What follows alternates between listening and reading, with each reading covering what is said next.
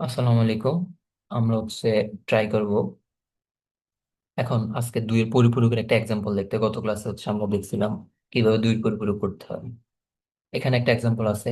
আদনান 20 টাকার, যেটা ডেসিমিলে আছে, বই কিনছে, এবং 1F যেটা হেক্সাতে আছে এত টাকার কি কিনছে, কলম কিনলো। এখন মোট টাকার পার্থক্য যোগের মাধ্যমে দেখাইতে বলছে। তো আপনাদের করার সুবিধার্থে বা দেখানোর সুবিধার্থে আমি জাস্ট রুলস বা রেগুলেশন গুলা বা কিভাবে করতে হয় সেগুলো এখানে উল্লেখ করে রাখছি। তো আমরা করবো যখন একটা একটা করে বুঝিয়ে দিব। আবার আমরা শুরু করতে যাচ্ছি আমাদের দুইয়ের পরিপূরকের অংশগুলো। আবার তো এখানে মেইন ইম্পর্টেন্ট বিষয়টা দুইয়ের পরিপূরক কিন্তু দুইটার জন্য করতে হবে না, যে কোনো একটা সংখ্যার জন্য করবেন। এখন আপনি সিদ্ধান্ত কিভাবে নেবেন একটার জন্য করতে। আমি এভাবেই করি, যেটা আর কি আমার জন্য উপকার হয় বা বুঝতে ইজি হয়।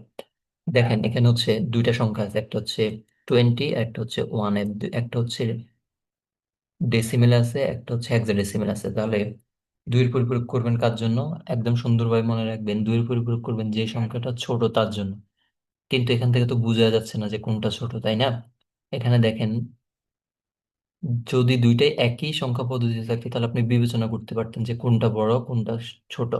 যেহেতু দুইটা ভিন্ন নাম্বার সিস্টেমে আছে, সেক্ষেত্রে আমরা বলতে পারতেছি না। কি করবেন তাহলে? দুইটাকে একই নাম্বার সিস্টেমে নিয়ে আসেন। যেহেতু এটা আছে কিসে, ডেসিমেলে, তাহলে আমরা হিসাব ডেসিমেলে করব। আগে এটাকে ডেসিমেলে নিয়ে আসেন, 1F কে ডেসিমেলে নিয়ে আসেন। তাহলে ডেসিমেলে, হেক্সা থেকে ডেসিমেলে আনার নিয়মটা কি ছিল? 1, তারপর এফ, এফ সমান সমান 15, আপনারা সেটা জানেন। আমরা যদি ডেসিমেলে আসি কিভাবে করি? 0, 1, এভাবে মান লিখে পরে আসি। এগুলো আমরা আগের ক্লাসগুলোতে দেখে আসছি। 1 ইন্টু যাবো কই?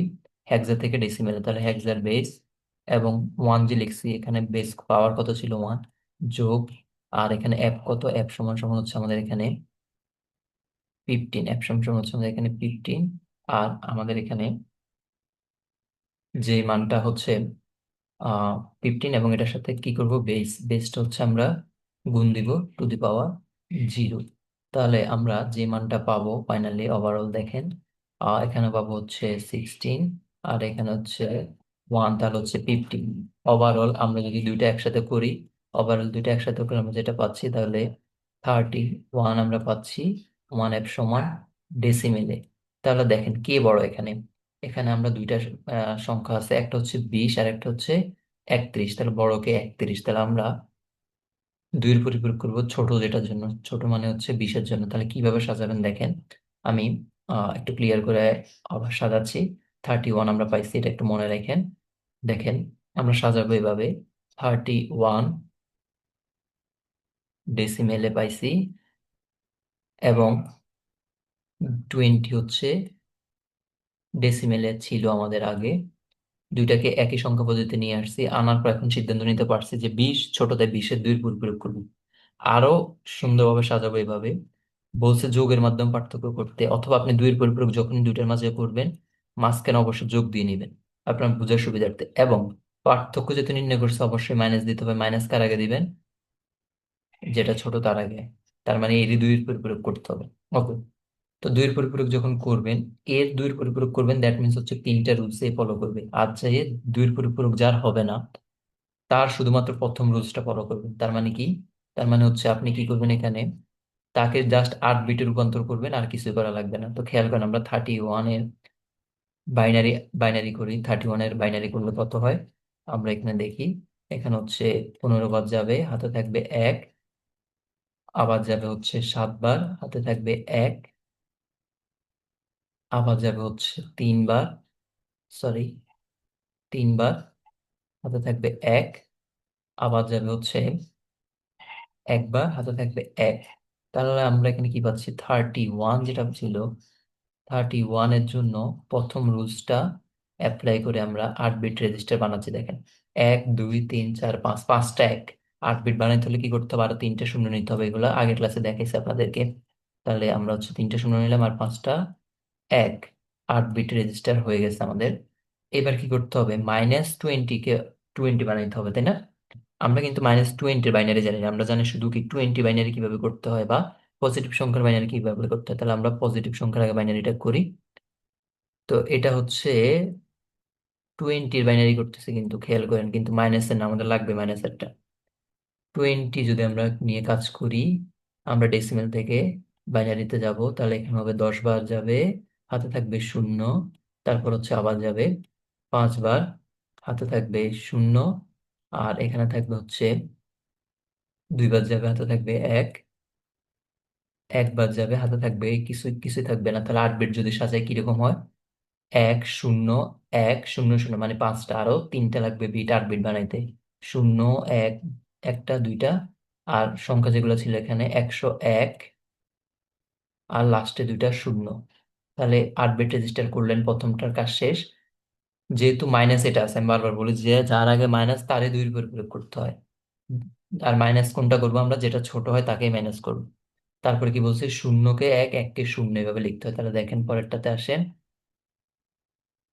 এখানে যদি আমরা এবার যেগুলো এক আছে এগুলো যদি শূন্য করি, আর শূন্য যেগুলো ছিল যদি এক করি, কি দাঁড়ায়? দ্বিতীয় কাজ শেষ। এটা ছিল আমাদের ওয়ান্স কমপ্লিমেন্ট। আর তারপরে কি করে, এটার সাথে যদি আমরা এক যোগ করি, তাহলে পাবো আমরা 2-এর পরিপূরক। তাহলে এককে একে যোগ করলে হয় 10। আমরা এটা আগে বাইনারি যোগ শিখছি। 10 বসবে শূন্য, হাতে আছে এক, এক একে করলে আবারও 10, 10-এর শূন্য, হাতে আছে এক। একে আর শূন্য করলে হয় এক। আর এগুলো যেভাবে আছে ওইভাবে নামবে, যেহেতু হাতে কোনো কিছু নাই আর। তিনটা এক। এবার দেখেন, এবার যেটা পাইছেন আপনি 2-এর পরিপূরক করার পরে, যেটা হচ্ছে টুস কমপ্লিমেন্ট করার পর যেটা পাইছেন, এটা হচ্ছে এই যে 20 এর নেগেটিভ মান, -20। আপনার দরকার ছিল -20, এই যে দেখেন -20 দরকার ছিল। -20 আপনি করছেন, করার পর এবার -20-র মানটা এখানে নিয়ে আসেন। -20, এটা আপনি এখানে বসাবেন। বসানোর পর কি কি আছে? 3টা এক আছে প্রথমে, এক, এক, এক। এরপরে একটা শূন্য, একটা শূন্য। তারপরে হচ্ছে শূন্য। তাহলে আমরা এবার কি করব? এবার আমরা হচ্ছে এখানে যোগ করবো। এই দেখেন মাঝখানে যোগ না, দুইটা যোগ করবো। মাঝখানে যোগটা, দুইটা যোগ করতেছি। দুইটা যদি যোগ করি তাহলে কি দাঁড়ায় দেখেন। একের সাথে শূন্য যোগ করলে হয় এক, একের সাথে শূন্য যোগ করলে হয় এক, এক একে করলে হয় 10, 10-এর শূন্য, হাতে আছে এক। এক একে করলে হয় 10, 10 আর একে হয় 11, 11-এর এক। তাহলে হচ্ছে আমরা যে এটা পাবো সেটা হচ্ছে, তারপর আমরা কি করবো এখানে দেখেন, এই অংশ দেখেন হাতে ছিল আমাদের এক। আবারও দেখে এখান থেকে একে একে আর শূন্য হচ্ছে যোগ করলে হয় এক, একে আর শূন্য যোগ করলে হয় এক। এক আর একে করলে হয় 10, হাতে আছে আমাদের এক। একে একে করলে 10, হাতে আছে এক। এক যদি এটার সাথে যোগ করি হবে 10। 10-এর বসবে শূন্য, শূন্যের সাথে এক যোগ করলে হয় এক বসবে, হাতে এখন এক আছে। তাহলে একে একে করলে হবে 10, 10-এর শূন্য, হাতে আছে এক। আবার এক এটার সাথে যোগ করলে এক একে 10, 10-এর শূন্য, হাতে আছে এক। একে একে করলে আবার হবে 10, 10-এর শূন্য, হাতে আছে এক। আবার একে একে যোগ করলে হবে 10, 10-এর শূন্য, আর হাতের 100 বসে যাবে এবার ফাইনালি। তাহলে এবার আপনি যেটা পাচ্ছেন, 31 থেকে 20 গেলে কত থাকবে? 11। ঠিক আছে, এটা হচ্ছে আপনার 11 একটা পজিটিভ সংখ্যা। তাহলে আপনার যেটা পাচ্ছেন, কয় বিট পাচ্ছেন এখানে? 1 2 3 4 5 6 7 8 9। খেয়াল করেন এখানে সাইন বিট আর ক্যারি বিট কত। ডান দিক থেকে বাম দিকে এই 8 নাম্বার বিটটাকে, 1 2 3 4 5 6 7 8, 8 নাম্বার বিটকে বলা হয় সাইন বিট।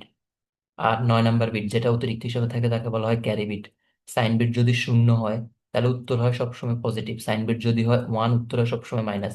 দেখেন আমাদের সাইন বিট হচ্ছে কত? 0, তার মানে আমাদের উত্তর হচ্ছে কত? পজিটিভ, এই যে 11 না। 31 থেকে 20 গেলে কত থাকবে? 11। ঠিক আছে, তাহলে হচ্ছে তার উপর আপনার উত্তর হয়েছে কিনা আপনি হচ্ছে এই যে এই টেবিলটা চেক করতে পারেন। এখানে একটা টেবিল আমি দেখাই দিচ্ছি। টেবিলটা হচ্ছে প্রত্যেকবার এক এক করে বাড়াবেন, খেয়াল করেন। এক, একের ডাবল কত? 2, 2-এর ডাবল কত? 4, 4-এর ডাবল 8, 8-এর ডাবল 16, 16-এর ডাবল হচ্ছে 32, ডাবল 64, এবং 128 পর্যন্ত গেলে 128। উত্তরটা চেক করতেছে আর কি, যে আমাদের 11 সমান সমান এত হয় কিনা। তো এই 8 বিট এখানে বসাবেন, শূন্য থেকে শুরু করে। শূন্য, শূন্য, শূন্য, শূন্য, এক, শূন্য, এক, এক। যার যার নিচে এক আছে তাকে যোগ করলে যে অ্যান্সার পাবেন সেটাই অ্যান্সার। দেখেন 8-এর নিচে এক আছে 8, 2-এর নিচে এক আছে 8, 2-এ 10, একের নিচে এক আছে, তাহলে কত হচ্ছে? 8, 2-এ 10, 10 হচ্ছে 11। এই যে দেখেন 10, 1, 11 হইলে উত্তর হচ্ছে 11। এই যে আমাদের উত্তর এটার সাথে মিলছে। দ্যাট মিনস আমাদের উত্তরটা হয়েছে। এটা ছিল আমাদের 2-এর পরিপূরক। লাস্ট ক্লাস হচ্ছে আমাদের থিওরি হবে যেখানে আমরা কোড নিয়ে আলোচনা করবো, তারপরে আমাদের সংখ্যা পদ্ধতি শেষ হবে।